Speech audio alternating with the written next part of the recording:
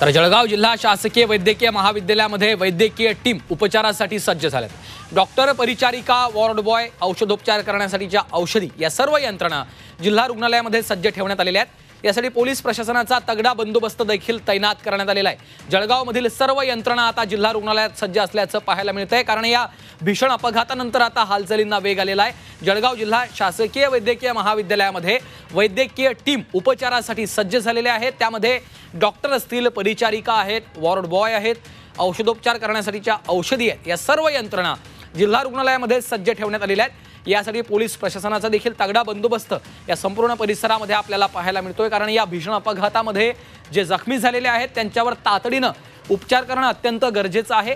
त्यामुळे त्यांच्यावर उपचार सुरू झालेले आहेत। त्यासाठी जळगावमध्ये संपूर्ण वैद्यकीय व्यवस्था, वैद्यकीय टीम या सज्ज असल्याचं आपल्याला पाहायला मिळत आहे।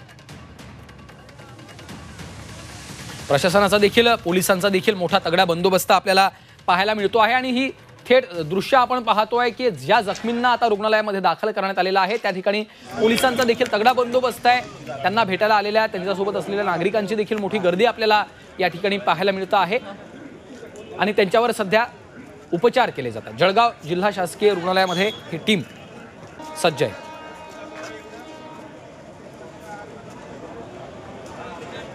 पाचोऱ्याच्या रुग्णालयामधली ही दृश्य आपण पाहतो आहे। त्या ठिकाणी आता पोलिसांची देखील व्यवस्था, तगडा बंदोबस्त आपल्याला पाहायला मिळतो। डॉक्टर सज्ज आहेत, कारण जखमींना त्या ठिकाणी रुग्णालयामध्ये दाखल करण्यात आलेलं आहे। त्यांच्यावर तातडीनं उपचार करणं गरजेचं होतं, त्यामुळे पाचोऱ्यातल्या रुग्णालयामध्ये तातडीनं त्यांना पोहोचवण्यात आलेलं आहे। ॲम्ब्युलन्स त्या ठिकाणी पोहोचल्या होत्या, त्याच्या माध्यमातून तातडीनं त्यांना रुग्णालयात पोहोचवलं गेलं आणि त्या ठिकाणी आता त्यांच्यावर पाचोऱ्यातल्या रुग्णालयामध्ये उपचार पार पडत आहेत। डॉक्टरांची संपूर्ण टीम तिथं सज्ज आहे, त्यांच्यावर उपचार सुरू झालेले आहेत।